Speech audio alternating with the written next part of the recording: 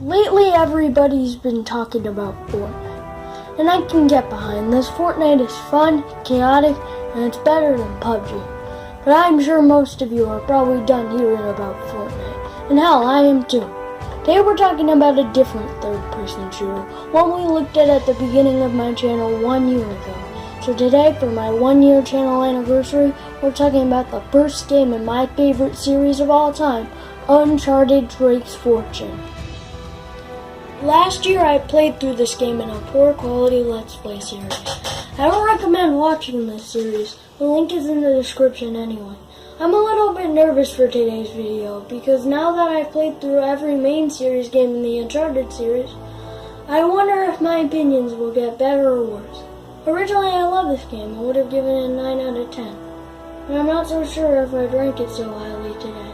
I will be playing through this game on the remaster on PS4, which fixed a lot of the problems the original PS3 version had. So keep that in mind when critiquing my review. So now that that's over with, let's take a look at the first game in the series that spans 4.5 games, 1 movie coming soon, a comic, and 1 amazing Subway commercial. Hey, I'm Nathan Drake. If you're the adventurous type like me, then get in on the Subway Taste for Adventure for a chance to win epic trips and exclusive access to Uncharted 3. Get your code on 30-ounce drinks today. Subway, where winners eat. Now. The story starts with amateur reporter Elena Fisher and treasure hunter Nathan Drake opening up a coffin on a boat. This coffin belongs to famous pirate Sir Francis Drake. The coffin is empty except for the journal of the explorer. Quickly they get attacked by pirates right off the coast of Panama. Their boat gets blown up and they get rescued by Drake's partner Victor Sully Goddamn Sullivan. Elena requests a look at the journal so Nathan and Sully leave her on an island. The story of Uncharted Drake's Fortune is pulpy and gets what it needs to done. Basically, it's an action-adventure story. You know the stereotypes, you know the characters, you basically know. It's going to have the standard character arcs, standard twists and turns, and pretty much a pretty standard story, which is why I don't think this one has such a great story. But anyway, basically Nathan Drake, the hero, Elena Fisher, the damsel in distress, Sully is the partner, right-hand man dude, you know, the wise guy, the old adventurer dude, who the new hero looks up to. Yeah. And then you have Eddie Raja, Atok Navarro, and Gabriel Roman as the villains. Eddie Raja, I like his arc, sadly. Spoiler alert, he dies at the end. And Atok and Gabriel, they're the main villains. They die in the end as well. But Eddie has a really sad death scene because him and Nathan were teaming up and he bit the bucket. I'm not going to talk about that later when I'm talking about spoilers because I'm going to be focusing on the end of the game later. So I just wanted to talk about Eddie being like my favorite character from this game besides Nathan. But anyway, the reason I like the Uncharted series and the story of Nathan Drake so much is because Nathan Drake is like the one character who doesn't follow these stereotypes. He has problems. He's not this perfect hero. You can't count on him for anything. He doesn't know everything and anything at all the time. He is imperfect, which really adds to the depth of the story and his character in all the games. In fact, you can see it the most in probably like Uncharted 4, my favorite one. So, without further ado guys, let's take a look at the gameplay and presentation of the game.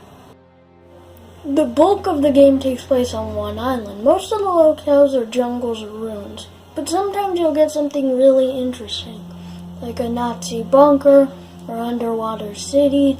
The music does a good job at creating ambiance. It usually consists of very jungly instruments like drums and rain sticks. The sound effects team did a good job with mixing music and jungle noises like bugs chirping or running streams. The game is very good at creating beautiful jungle landscapes, until it all gets ruined by my one complaint with this game. whoever on the Naughty Dog team thought it was a good idea to have enemy encounters 10 seconds apart should be fired. I'm not kidding. The combat is great. But I got so tired of walking out of one encounter barely alive and then another one 30 seconds later. It is such a noticeable problem that it becomes jarring at times. But on the note of combat, the combat in this game is fantastic. Melee combat is great. For once in a 3D action game, you could do combos. Combos! Oh, like pressing square, square, square for repeated attack, or square, triangle, square to mix it up a little bit. The gunplay in this game is fantastic. Aiming in this game feels clean and responsive.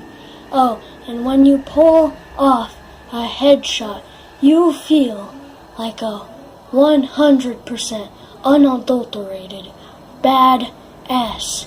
Of course you have your standard gun types. Among them are pistols, snipers, shotguns, assault rifles, and grenade launchers. But you also have your more interesting weapons, such as I mentioned before, combos. I'm not going to get over combos, okay guys? I've never played a 3D action game that was not a beat 'em up that didn't have combos. But basically the weapon loadout is going to be pretty standard.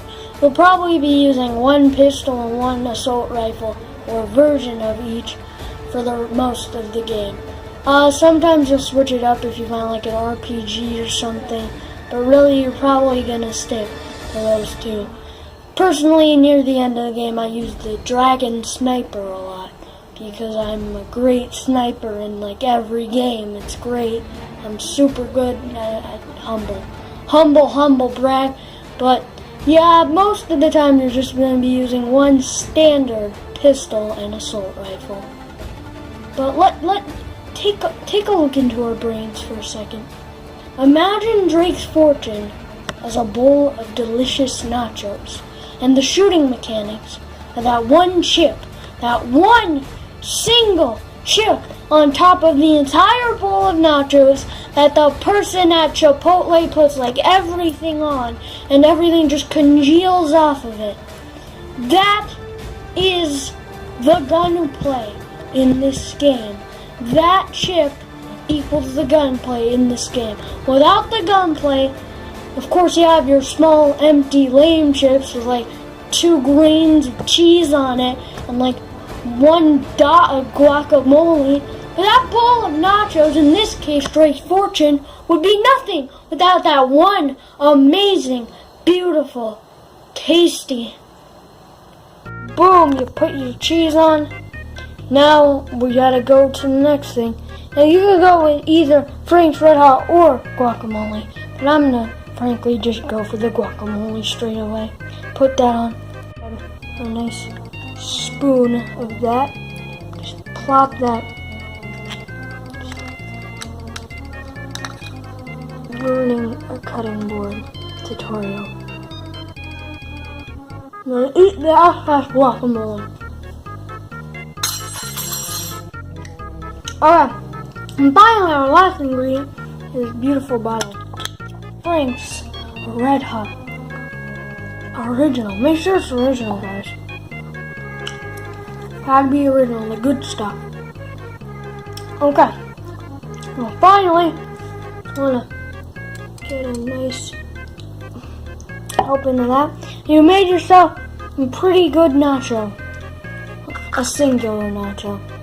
So, I'm gonna eat this. For my last segment of gameplay and presentation, I'm gonna be talking about my favorite part of Uncharted Drake's Fortune. In Chapter 19, Unwelcome Yes, it turns into a Resident Evil game. I'm not even joking. It is so similar to a Resident Evil game that you just, if you put a Resident Evil game in front of someone, a clip from that, and then took a clip from this chapter of Uncharted Drake's Fortune and told one person who's never played a video game in their life that these two games are sequels, they would probably believe you. It is very similar, and I don't know if it's an homage, but it is done so well, and it's my favorite part. Getting jump scared by the Descendants on stream is probably one of my favorite things I've done in my YouTube career. And I'll never forget the day when I had a stomach virus and I was playing this game. I got up to that part and I was streaming it. It was near the end of the game, and this part had brightened up my day so much. The part after this is really hard, and I don't recommend that one. That one's bad, but Unwelcome Guests, guys. It's a great part. It has everything. You're walking through corridors to turn on generators and while fighting these Descendants. And I highly recommend playing this on the hardest difficulty, because then you get one shot and it feels like you're actually playing a real horror game where you have to try to survive your best. So anyway, guys, now I'm going to be talking a little bit about spoilers. Actually, a lot of bit about spoilers. So if you guys have not yet played Uncharted Drake's Fortune, first pick it up. It's only $9.99 on PS4, and you get all 3 of the first Uncharted games. And then just play it, guys. It's good. It's really good. But anyway, if you haven't played it, and if you haven't, and you still want to keep watching, go ahead, keep watching. But if you haven't yet played it and you wouldn't want to be spoiled, skip to the time code on screen right now. Drake and Sully find out that El Dorado was a large golden statue instead of a city. The 3 main villains, Eddie Raja, Attikai Navarro, and Gabriel Roman, are looking for it and are bringing a bunch of men to the island to keep looking. You find Eddie Raja and some of his men in a mysterious cave on the island. Eddie Raja bites the dust after getting bitten by a weird zombie thingy, and then you keep moving forward into what seems to be a Nazi bunker. The Nazi bunker is filled with more Descendants, and you have to turn on those power generators like I mentioned before. After you get out of there, you go to a cave and you find that El Dorado statue is being lifted out of there by Gabriel and Attikai. Attikai tricks Gabriel Roman into opening the statue, and you find out that it's not treasure they wanted, but a disease. It turns people into demon-like monsters called the Descendants. Gabriel gets shot by Attikai. As the statue is being airlifted off of the island, Attikai takes Elena as hostage. The helicopter crash lands on an oil rig, along with Nathan hanging on for dear life from the helicopter. So it's time for the final battle on the oil rig. After fighting your way through waves of enemies, you're finally put up against Attikai Navarro. It's a pretty simple fight with 2 stages. One stage he's shooting crates, and you have to keep going to new crates, and you have to wait for him to reload his sniper. And then the second stage is punching the crap out of him. It's a pretty easy fight. After you finish that fight, he gets pulled off the oil rig along with the statue, and Nathan, Drake, and Elena live on to fight another day. Sully turns out to have stolen a bunch of treasure from some pirates, so they actually did make it out with something to show for. Uncharted Drake's Fortune is a great game. Don't get me wrong, I love this game, but it has some problems. Like the counter thing that I mentioned, and it did fix some problems. I am playing this on the remaster, as I said at the beginning, but they can't fix gameplay issues that are just embedded in the game for a remaster, which is why I'll give this game my 1 out of 10 rating of an 8.9 out of 10. Hope you guys enjoyed the video, and if you guys think that I was wrong, leave your rating of this game down below. Hey guys, it's the last end card. If you enjoyed the video, please do leave a like down below and subscribe if you're interested in more of my videos. And here's your teaser for next month's video. I'm going to try to make a video like this once a month and make smaller videos every week or so. And I'll be streaming on most days. I'll try to stream something. Probably not every day. I mean, I gotta find time to work on the video. Some days I'm gonna have to skip streaming for that. But here's your teaser for next month's video. Is it a game about going to Canada and fighting zombies? If you can't guess, you're an idiot. It's Death Road to Canada. Yeah, next month we're gonna be checking out Death Road to Canada in a seriously long review because trust me, I'm really not very good at the game. Haven't been beaten once. I'm gonna have to beat it on all the difficulties. And hopefully, I'll get it done before November 21st, which is when that video will be coming out. So hype for that. The song you're listening to right now is Snow Day by Hyperpotion. I'll leave a link to their channel in the description. They make really great music, and that's why I'm using it for my end card. Alright guys, so again, if you enjoyed, just please do leave a like, it helps so much. And subscribe for more awesome content I will be giving you every week or so. I'll see you guys again soon. Thank you so much for watching. And of course, bye-bye!